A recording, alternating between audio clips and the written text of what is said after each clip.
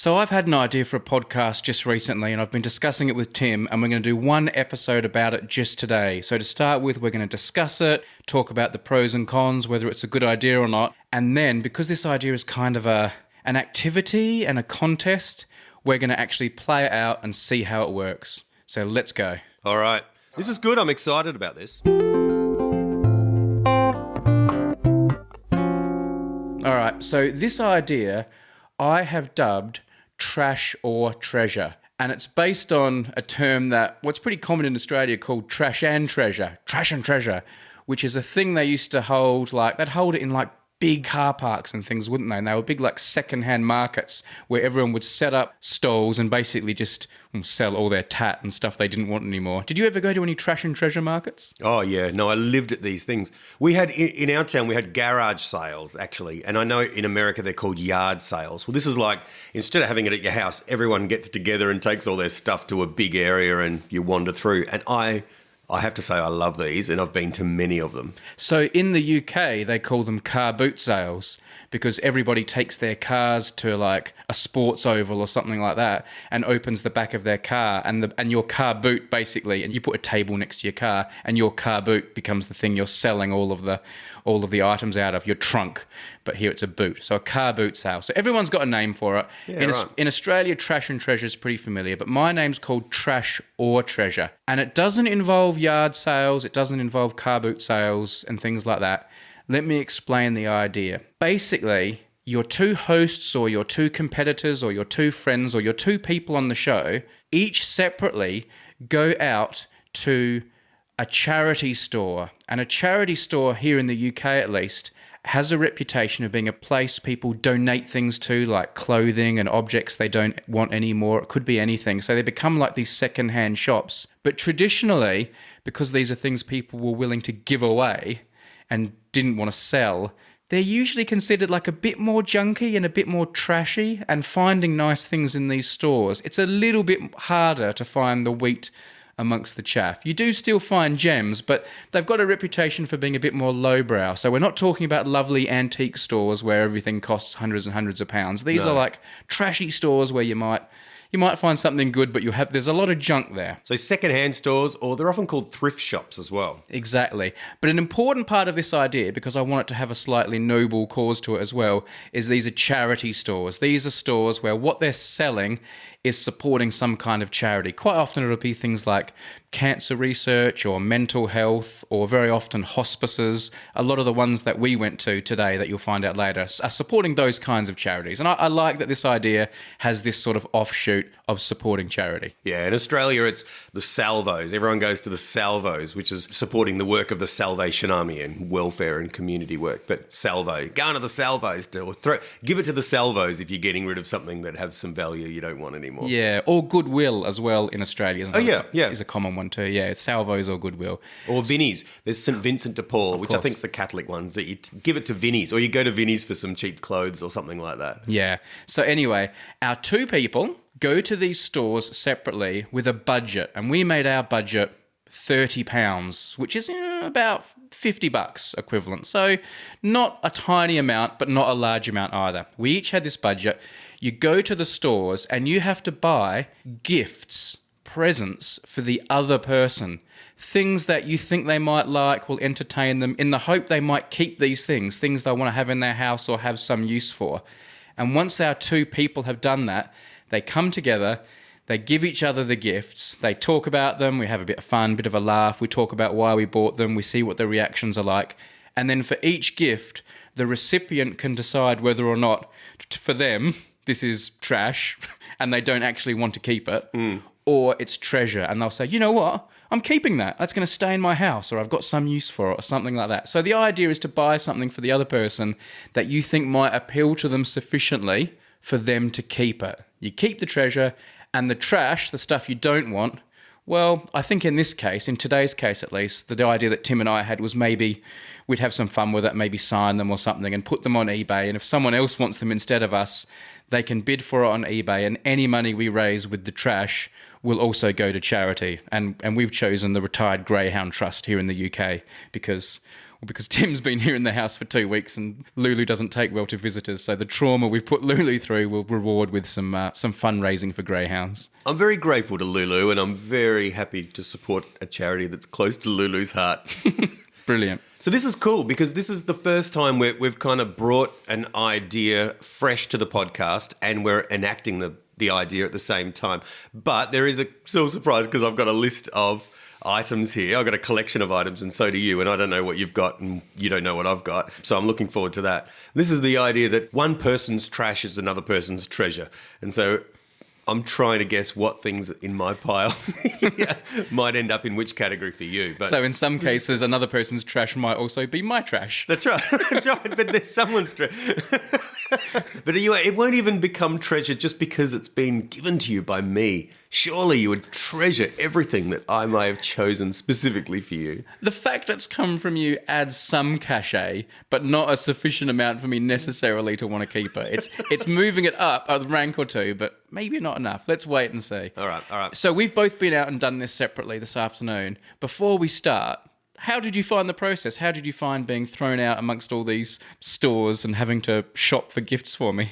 Like, I love going to these stores. In fact, I'll happily spend a day off perusing stores like this. But the great enjoyment behind them is that generally there's no agenda. So you're just browsing to see what you come across. And that's relaxing.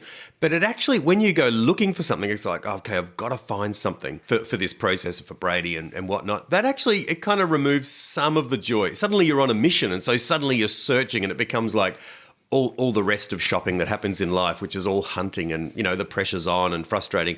So that kind of changed it a little bit. But however, it was a lot of fun. Really good. I really enjoyed it. Particularly after I found something that I was really excited about. I have to say, I find it pretty high pressure shopping as well. But I found today an absolute joy. There were so many things I wanted to buy and I was really excited to get for you. I am worried that I bought things, everything I bought for you was kind of with you in mind, and I attached a story to it to justify buying it for you. But I did find myself buying things that I liked and would like for myself. Like almost everything I've got for you, I secretly want. And most of them I was thinking, do I even give this to Tim?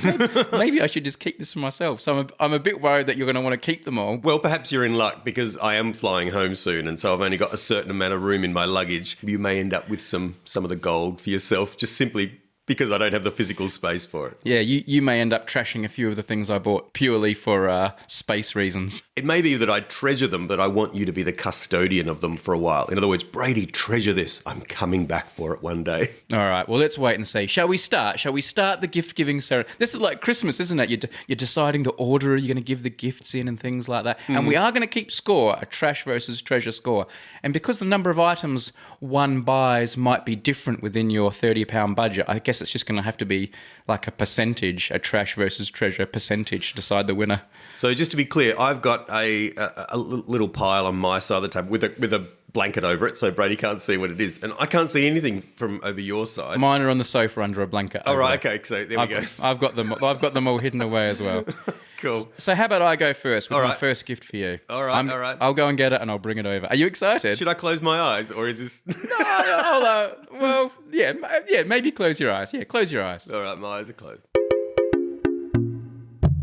All right, Tim, your first gift is on the chair. What do you think of it? Oh, wow. What is that? Who is that? Oh, that's Jack Nicholson. It is too. Oh, that's cool. Oh, that's great. Brady's given me, it's bigger than, it's like an A3 size black and white picture of Jack Nicholson in a flat cap. Lovely English flat cap, which I love, and I have one myself. And there's an autograph down the bottom, but I'm not willing to think is genuine.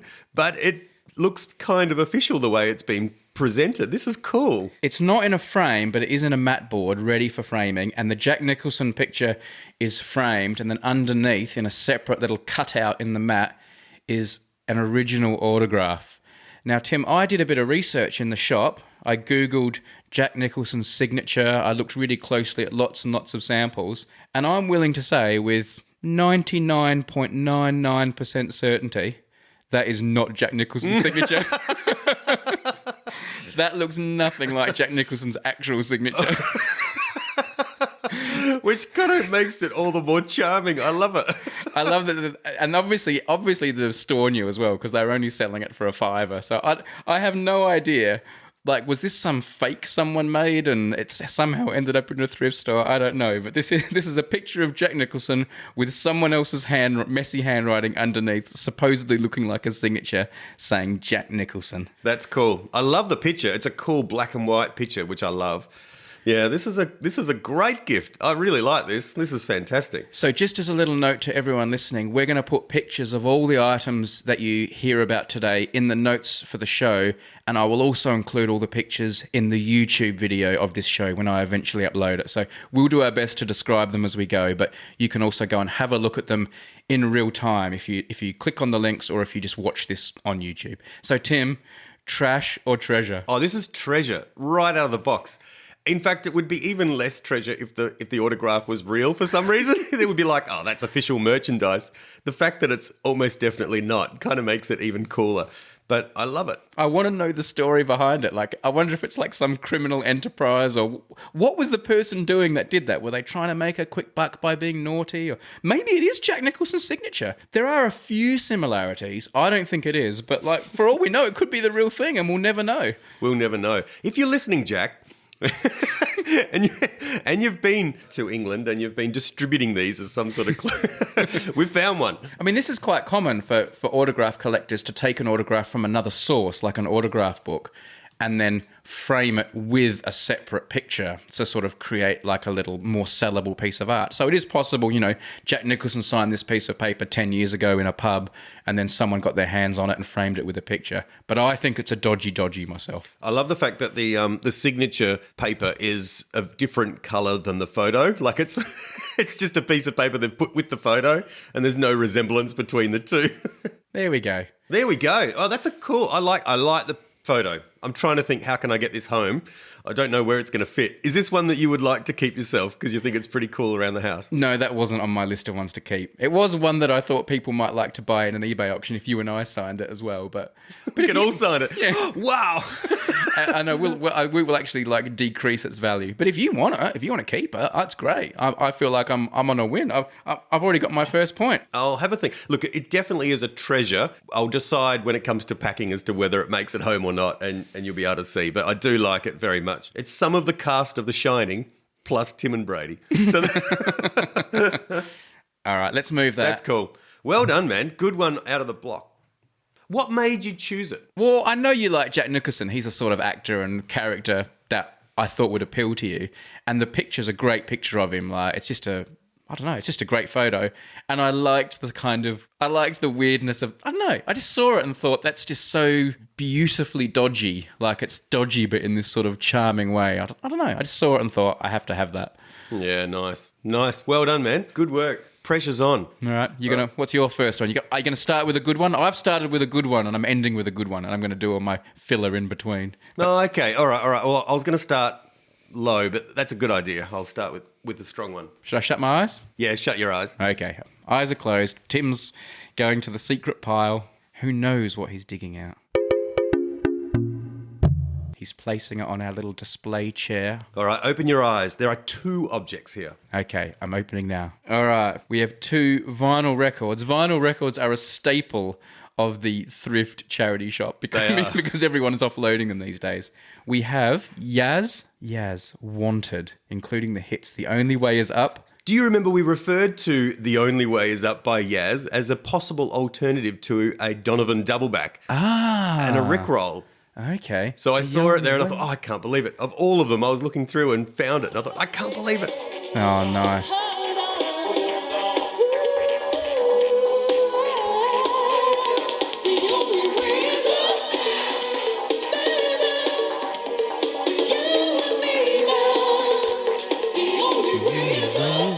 Very nice. All right, so we've got Yaz. We also have here The Sound of Music. The Sound of Music soundtrack on vinyl. Nice. This is nice. I'm liking the cover. It's got a lovely faded yellow cover to it as well, with the gorgeous old pictures of The Sound of Music. Nice. There we go. I'm looking at the back. What have we got on here? Has I got side one, Prelude, Overture. What's your favourite song on The Sound of Music soundtrack? Oh, that's a good question. I'm going to go for... I do like 16 Going on 17.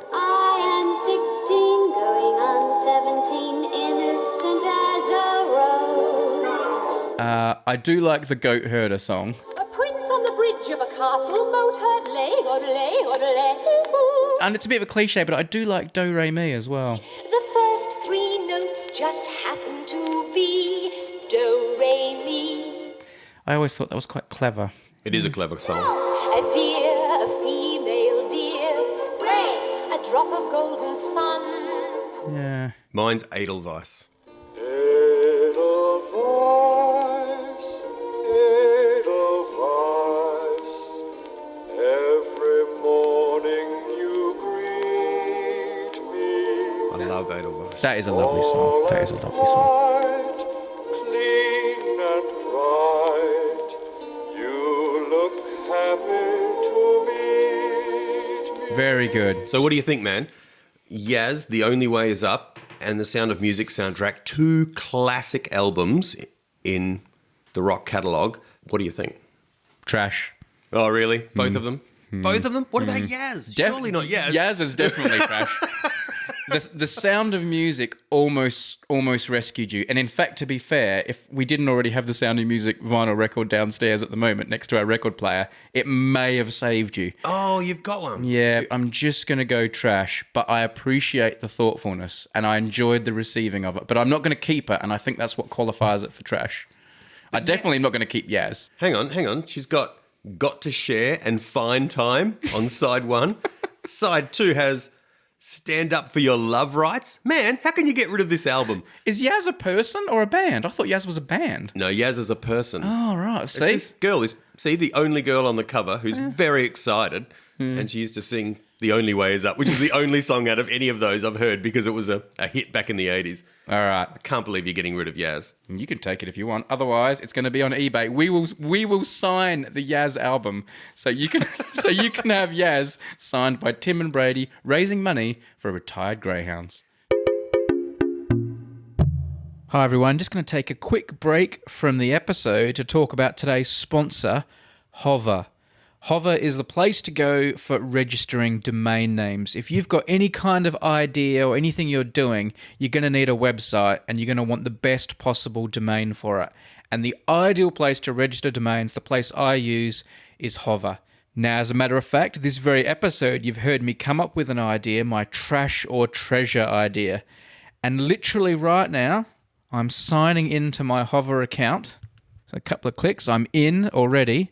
And then I'm going to go for trash or treasure, see what's available. It's this quick. Trash or treasure. Now, perhaps unsurprisingly, .com is gone for this one.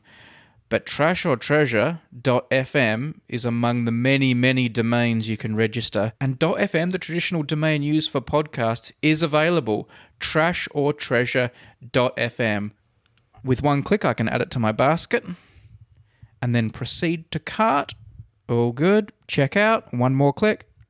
That's it. It's mine. Trashortreasure.fm.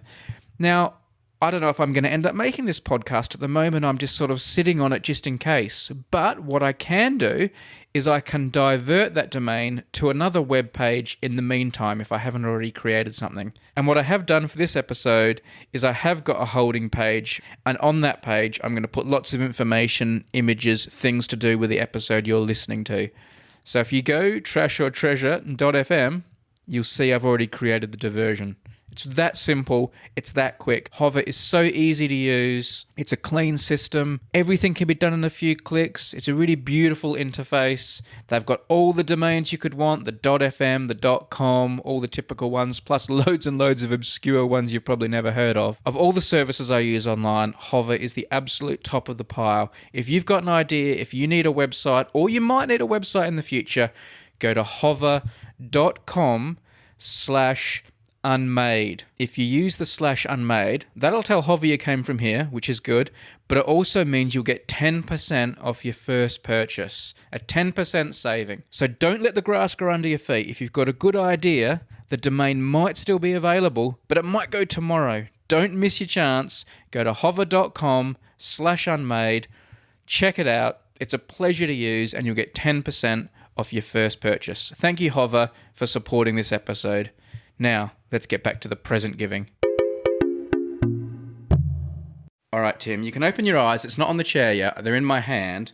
When I go to secondhand stores, I love going through their boxes of postcards. Oh, yeah. I love old postcards. Sometimes they got stuff written on the back, sometimes they don't. And I got you a little collection of postcards that, I don't know, I can imagine in your office because I know you like old Englishness, and I also know you have like a lot of interest in like theology and history and culture and things like that. Yeah. And I thought some of these just might tickle your fancy. So let's see how I did. 6 postcards for you. Okay, Brady's handing me the postcards. I'm looking at them. Oh, these are gorgeous. They're really like emotive. And they're old coloured pictures, and they have quotes from the Bible and other sort of positive axioms in them. Yeah. Little quote. They're lovely. And some of them are quite moving. A lot of them seem to refer to remembering people who've died or soldiers at war and things like that. I just thought they all tell a little story, and I thought they might just like appeal to your sentimental side. Yeah, there's some little pieces of poetry on them. I do like them. I like some more than others. Oh, there's writing on the back of some of them. This is nice. Yeah, one of them. I love this. One of them was actually sort of sent, I think, so it's got like a message, a personal message on it. Okay, let me see if I can read it. Hope you will like these. Meant to have sent them before, only been... It's very old cursive writing. It's hard to read. Yeah, they're hard to read. I've been cleaning the house and taken a little letter. But this person's written an entire message saying, sorry, I haven't sent these before. I've been cleaning the house. But they've written it on the back of a beautiful. And I think it's love. I think it's Sally. I'm not sure. I can't read it quite properly. These are nice, though. I do like them. Any chance you're going to keep them? I might keep 1 or 2, and I might... If you keep any, I'm taking that as treasure. I might choose one as a treasure and... Done. Treasure. Thank you. Point for me. It was always I never thought you'd keep all 6, but if you want, I'll pop... You choose what ones you want to keep. The rest of them for the greyhounds. That's nice. You don't want to write on them, though. Maybe we'll sign the back of them. That might be a good idea. Yeah, we'll sign the back. We'll write on the back, sorry, we haven't sent these before now, but we were cleaning up the house and we found them. Brilliant. Oh, well done, man. They're quite lovely and nostalgic. I really like this one where the lady's going up the staircase to bed, like looking all sad, and her like son or husband or someone in the military uniform is a picture on the wall. I think it's really kind of sad and sorry, isn't it? Like, yeah, I think I like that one the best. really melancholic. Yeah, she looks very sad. Nice work, man. Nice work. They're lovely. They're lovely. There's 2 good, serious. I'm wondering if mine might be a little bit more trivial and jokey than yours, but I'm feeling very confident, particularly with my final gift. But we're not there yet, so I'm going to pull something else out. Close your eyes. Oh, I can hear more rustling in the background. I hope this one's really expensive, Tim. Now, you said you hope it's expensive. I'm just taking the price off. No. So just... I don't know if this will stand up on the chair. Don't break it. I haven't even seen it yet. All right, open your eyes. All right, here we go. All right. This is do you want to describe it on me? It's a plate, like a display plate, an ornamental plate that Tim's put on kind of a little stand, so how you would have it on your mantelpiece. It's white and blue, that kind of traditional whitey blue colouring. It's the Dutch Delft Blue. The picture on it is very Dutch. It's a man with a piano accordion and a woman in traditional Dutch clothing and a windmill in the background. It's like something you would expect to see in like an old person's house. Yes. So the reason I chose this particular one was because years and years ago, the house that I grew up in with my parents, I remember you saying you always found it really nice and cozy. And one of those reasons is it had lots and lots of Dutch trinkets around because Dad was Dutch. And a lot of it is this Delft Blue, which is the Dutch sort of design and make. And I saw this and I thought, maybe this is a bit of a reminder of that. I can see it kind of fitting in your house a little bit as well because you have some lovely old stuff. I'm not convinced you will, and I know you probably don't have the final word on what goes up around the house anyway. But I thought of this and I thought, that might remind you of that connection back there. And because I quite like it myself, and I'd put it up in our house today, and it's got that sort of Dutch feel. They're wearing clogs, for instance. So there you go. So you're right. It does instantly remind me of your dad and all his Dutchness in your house, which brings back a lot of fond memories of both your dad and that house. My initial reaction was trash, but now I think about it, I mean, you haven't spent a lot of time in my bedroom in this house, but our bedroom is actually decorated with a lot of blue and white china objects. Oh, right. And I think there's half a chance that it might pass the approval process. So, do you know what? Only just, Oh. I'm going to give you a treasure. All right. You were very close to a trash, but also, after you played the dad card, I'm gonna just give you a treasure, but it could easily end up in a trunk somewhere. But I like the thought. It also is very practical. It's a plate. You could eat off it. I could put my toast on it in the morning. That's right. Yeah. There we go. So anyway, that's Thank you very much. a treasure. Taking that as a treasure. Mark A treasure. it down. I have. Thank you very much. All right, Tim. So I have got for you 3 books, 3 different books. So it's a little cluster of books. I'm going to show you each one in order because I know you love books and I know you love old things. So the first book I've got you is what's called, there's this series called The Observer's Guide, which are these little sort of informative books from years and years ago. We actually collect them, my wife and I, and have a whole series of them downstairs. You get The Observer's Guide to Birds, The Observer's Guide to Fish, and they're kind of little pictorial informative books. And I have got you, because we have spent some of this week at the Royal Society and the Royal Albert Hall, and we've seen lots of like crests and badges and official royal things, I've got you the Observer's book of heraldry, so you can learn all about how crests and badges and things like that work in the UK, what the rules of heraldry are, what things mean. So if you see like a star or a crown or a hand or things on a shield or a coat of arms, you know what it means. Because I think heraldry is something you'd get a little bit into. Cool. Yeah, I like this. This is lovely. All right. Now, This is nice. This is a lovely book. It's about the palm, this bit larger than the palm of my hand. Yeah, and it's got illustrations all the way through it. in the middle, there's a whole bunch of nice colour pictures and things. Oh, right, okay. Yeah. Oh, yeah, gorgeous. Oh, yeah, no, I like this. This is good. But you've got 2 more books. Yeah, there. 2 more. Yeah, it gets even better. All right. Now, while we've been here, you've sometimes asked about the geography, because you just jumped in the car at the airport and you've sort of said things like, where are we in Britain and where are we driving and what are we near and things like that. And sometimes your British geography, away from the places like Oxford and London, that is a little bit rusty. So I've got you this lovely little pocket atlas of the British Isles, which is full of tiny little colourful maps, which I think are really, really pretty. This is cool. You went to better shops than me. This is really great. I went to the same shops as you. Well, you got the cool stuff. Yeah. This is really nice. I did go first, so maybe I cleaned out all the good stuff. You cleaned them out, yeah. Oh, this is really lovely. Yeah, this is a little pocket atlas, about the same size again. You could take that apart and make little tiny framed maps and all sorts of your favourite parts of England, or you could just keep it as a book. I love the fact it's almost around the same size as an iPhone. Yeah. Which is, you know what I mean? You're used to having that size in your hand, and it's got maps and like Google Maps or whatever. Yeah, this is nice. This is really nice. I wonder what year it is. Oh, 1942. Lovely. Well done, man. So that's two nice little books. I think they're both treasures so far. Okay. Yeah, all right. Well, I think it doesn't matter about this third book then. But this third book, I thought might appeal to you. It's from 1958. And it's something we've discussed once or twice, like over the last couple of weeks and that. This is the 1958 Guinness Book of World Records. Oh, wow. So this is what the Guinness Book of World Records was like when it used to just be like lists of records and it didn't sort of sell out and become all about colour photos. And the Guinness Book of Records, I think, is a bit rubbish these days. But this is when it was what it should be like, just lists of records. And Oh, yeah, this is cool. Look, the longest recorded speech in the House of Commons was that of Henry Peter Brougham, I think it is, on the 7th of February 1828, when he spoke for 6 hours on law reform. There we go. I think because this book's so old as well, it might be interesting to read what things interested them as records and what records have been broken and things like that. It's got some pictures in there. I don't know, I just thought I could just imagine you like sitting down on the sofa and going through this for fun and sort of enjoying the facts, but also enjoying kind of the datedness of it. Yeah, I like it.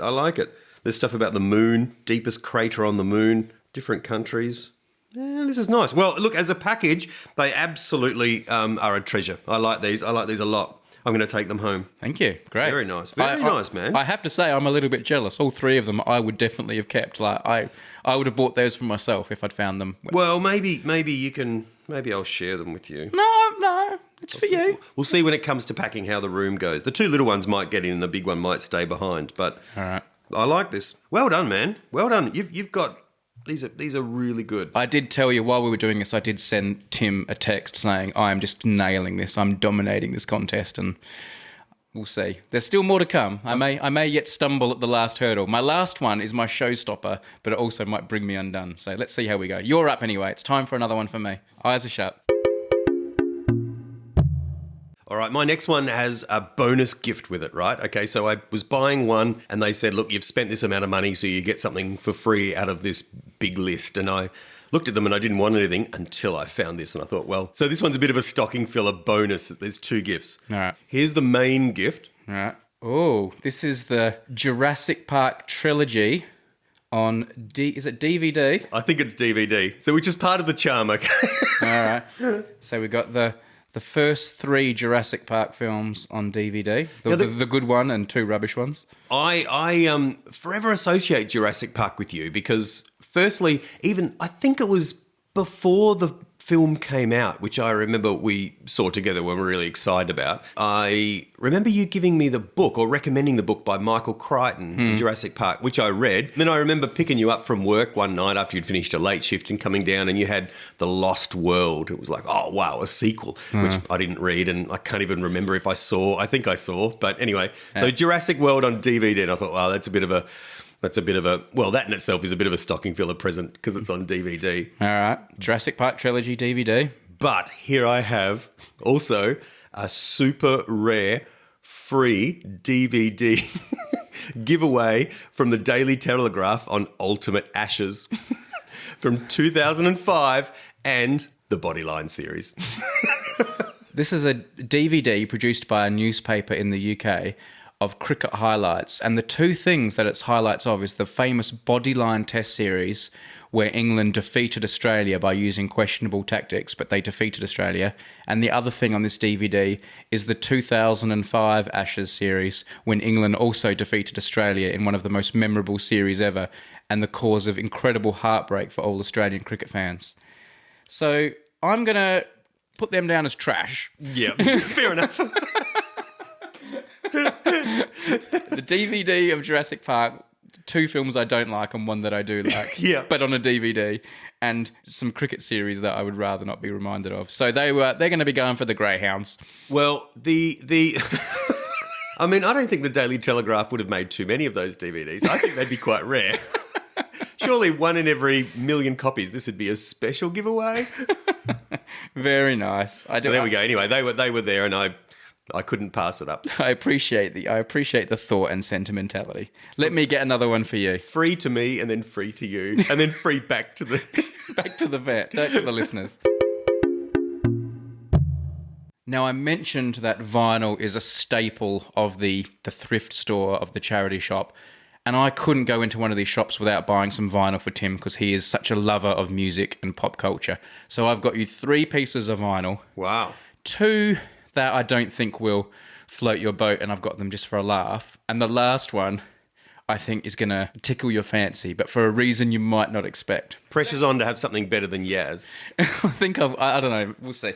The first one I got because I know you like all types of music, and this is the classical music. This is the Planets by Holst. Oh, yeah. And I thought you might like this because it's such iconic, famous music, but also it's about space and planets, and that's something of me. So it's like my way of communicating my love of space and planets in a language that you appreciate. Cool. This is good. I like this. I like these pieces of music. I know Mars is the really famous one, but Jupiter's my favourite.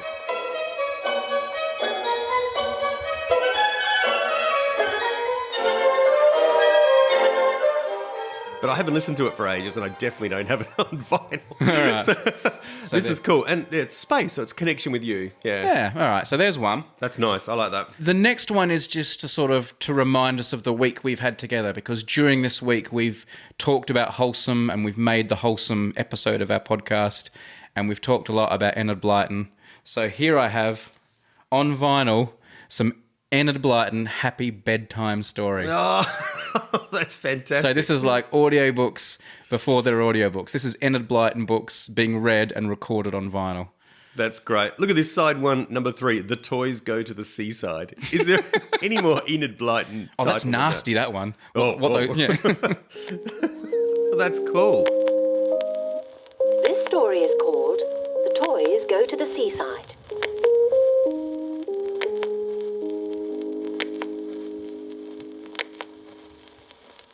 Once upon a time, the goblin Pico put his head in at the nursery window and cried, "Who wants a day at the seaside?" This is an album that's destined to be sampled for a Kanye West album. I can hear this just hitting the dance floor. And he sat down very suddenly. The pink rabbit had come out in a great hurry just between the goblin's legs. Nice one. Now, the last one is a vinyl single. These days, I would say this is my favourite song by this artist, very, very famous artist. But the reason I'm giving it to you is because of what's been handwritten by its former owner on the front, which I think is really going to appeal to you, and it really ties in with the song as well. So here we go. I'm handing it over. Tell people what it is and then read the inscription that's been written on it. All right, here we go. This is Michael Jackson's The Way You Make Me Feel off his Bad album.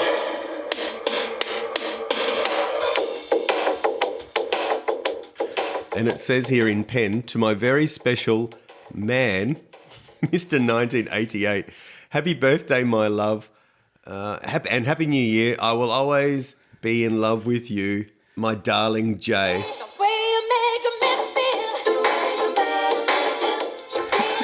So it's this love song. I will always love you. This sentimental gift, and Brady's picked it up in a thrift store. It's just been ditched. I really did you write this to me? No. And you're pretending it's someone else, but I can tell your penmanship. No, this is cool. All right, the way you make me feel. But I love that inscription, a token of our undying love, and it's just been thrown on the heap with all the other ones. To my very special man, Mr. 1988.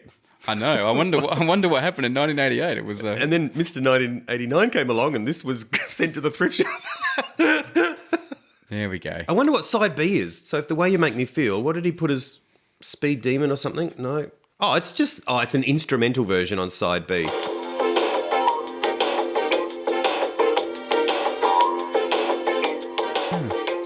So which means we can perform it ourselves. Yeah. You can sing along once you know the words. Well, if you lay down some track for us now, Tim, I'll put it later on over the instrumental.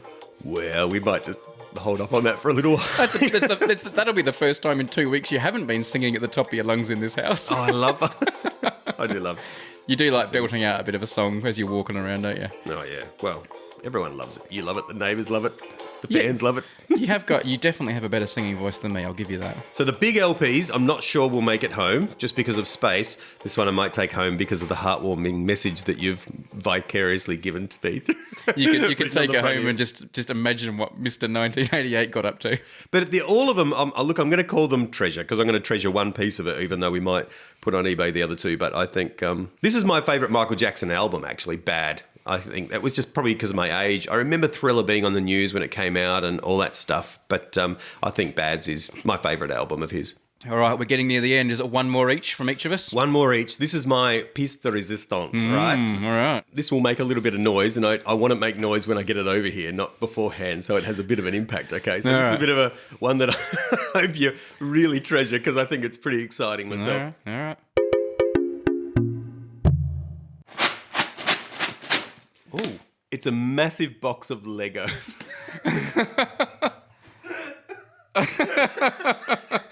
So it's a bit of a rubbish box. It's like a big old red plastic box, but inside, oh yeah, isn't it cool? And it's like old school Lego from our childhood, like what Lego used to be like. I can see space Lego in there, and there's building Lego. Oh yeah. Give it a good rustle. It's a pretty decent collection, I tell you. There's like other stuff. I've just found a necklace in there as well, and all, and hairs. Oh, remember those things like thrusters from rockets? Oh yeah, the back of the rocket. Oh, they're cool. They're hard to find. Hold on to that, actually, man. Put it aside. I have no idea what I'm going to do with this or how I'm going to justify. I have got 2 huge boxes of Lego upstairs, unmade Lego sets that are like posh, like Millennium Falcon rocket ones. But this is like some kid's box of all the bits that you... And this is what Lego is supposed to be like to me. Not pre-made kits and instructions, just like a big box of stuff and freestyling it. No, that's right. Now, eventually those careful boxes up there, I mean, you'll make them and then they'll get thrown into the general pile. And the general pile is what it's all about. I love that some bits of it are like still made. Like here we have like a segment of a wing that was obviously part of some plane or spaceship that some kid made. And when the Lego was all broken down and put back in the box, this has sort of stayed partially intact. So... there's still like remnants of former creations. So I just thought this is a cool thing to have around the place just to make every now and then when you're feeling nostalgic or you feel like you need to build something to explain something. But it is a bit of a nostalgic present and I just couldn't move. I couldn't get past it. All right. Well, I'm going to give you a treasure just because we could never sell this on eBay anyway. I love the thought and you have taken me instantly down a sentimental road. But I don't see how I could keep this. I guess maybe I could pour it into some like lovely old wooden crate or something and it might look a bit retro and cool, but I'll think about how to use it. But it was definitely a good purchase. Even if it is a trash and not a treasure, it was still a good purchase. I've got a feeling that it's going to linger around the house longer. I've got a feeling you might pull it out. And Maybe it might go into the storage unit. We'll see. All right, now it's time for my finale. All right. And my finale is equally impractical and nostalgic. All right. We'll see how I did. Oh, wow. This is a very, very old retro game of Monopoly. Oh, this is cool. I know you love Monopoly and your family loves Monopoly, and I know you love old retro stuff. And I saw this old one. I don't know what year it's from yet. I haven't figured it out, but it's got the old board. Oh, it's all like yellow. Yeah. So this is cool. And I thought because you've had a British holiday, taking home like a British Monopoly board might be nice as well to show your kids and stuff like that. And now Tim's opening the box that comes with it, and this is the best bit. This has got all the money and the cards in it. And oh, look at that! It's got like pounds, and it's got original pieces in it, like Monopoly pieces, like I've never seen them before. Oh, that's cool. They're like the hotels and the houses are wooden, which is gorgeous. And the money's here, and it's all really used, and it's like papery. And there's the house mortgage documents, which are all sort of yellowy and bent and old and used. And look at the pieces though, like the playing pieces are great. They're where are they underneath? They're like these cast iron original playing pieces, different to how we kind of knew them in our childhood. Oh, they are too. They are like little iron pieces, aren't they? With little stands so they stand up. Oh yeah, and there's like a tractor here and a ship. Is there a ship in the modern one? Yeah, Battleship's always that's what I always played. I was Battleship whenever I played Monopoly. What were you? Car. I bet you were the car. Oh, I guess the car. I'm generally the hat these days. But even the Battleship has sails rather than, which is gorgeous. It's got a really old faded dice. Yeah, I love those old dice. The car looks really dated too, and it's really thin. There's wooden dice, and I love the train. There's a cast iron train, and they're all different colours. Actually, that would be helpful when you're looking around the board. All right, where am I? You go to remove. That's not you. That's me. And then there's a tank. Yeah. That's great. This is cool. This is really cool. Yeah. This is the best gift. Yeah. I love it. Old Monopoly. That's cool. The chance and the community chest are like old papery cardboard sort of stuff. I thought the Monopoly board might look really nice framed. Oh yeah, I wonder. It's yellowy, and it's got this lovely old Monopoly logo on it.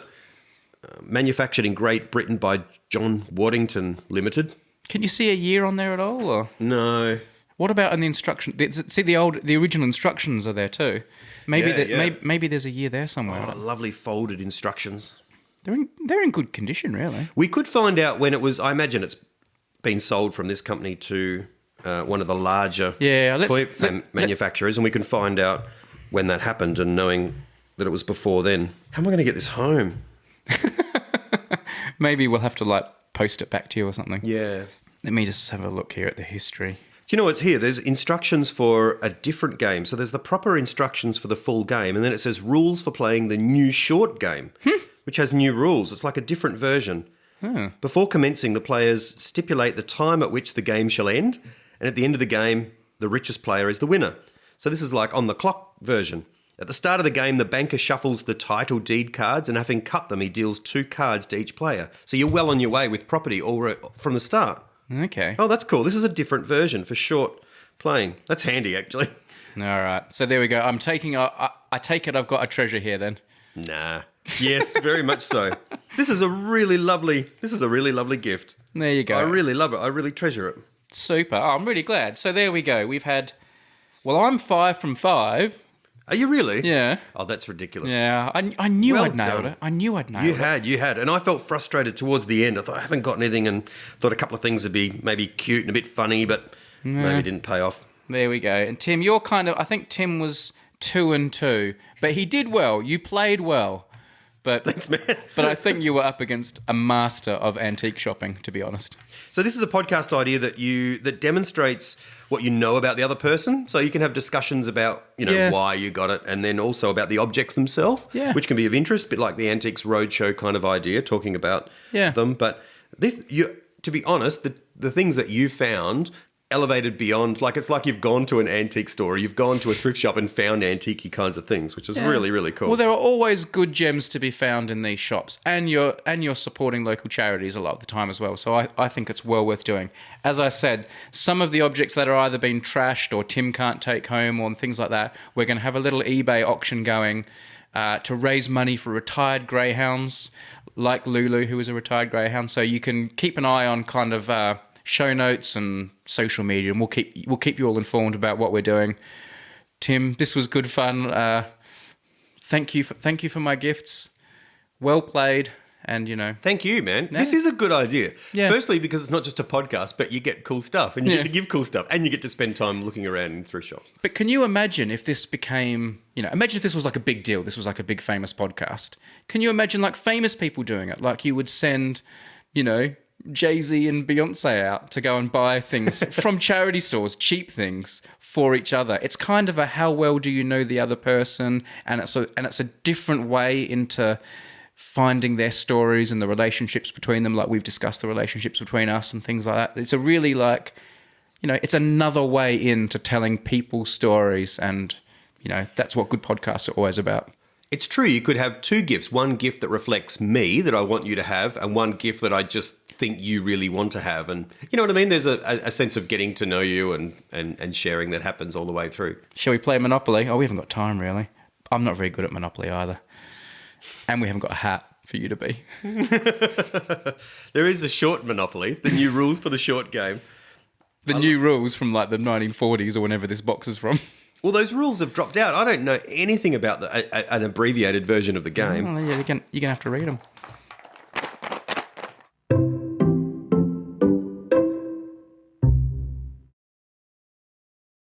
I actually thought about doing something really quite ridiculous. Like, the first place I went to had these mattresses, massive mattresses out the front. And I actually thought, what if I just brought home, like Brady loves to sleep. And I just thought, what if just the idea that I've carted home a massive mattress made it tempting for about 2 minutes. But I thought about it. I'm glad you didn't do that. Where's the pink rabbit? Asked Pico. He would be lost. The toys giggled. Pico was standing just at the entrance. Hey people, just a little reminder, if you'd like to see all the objects featured in today's episode, there'll be links in the show notes, or you can watch the YouTube version of this video. And if you'd like to own some of them, there'll be links down there as well, remembering all the proceeds we raise will be going to support retired greyhounds, just like Lulu. His legs bumped hard, and he sat down very suddenly. The pink rabbit had come out in a great hurry just between the goblin's legs. The toys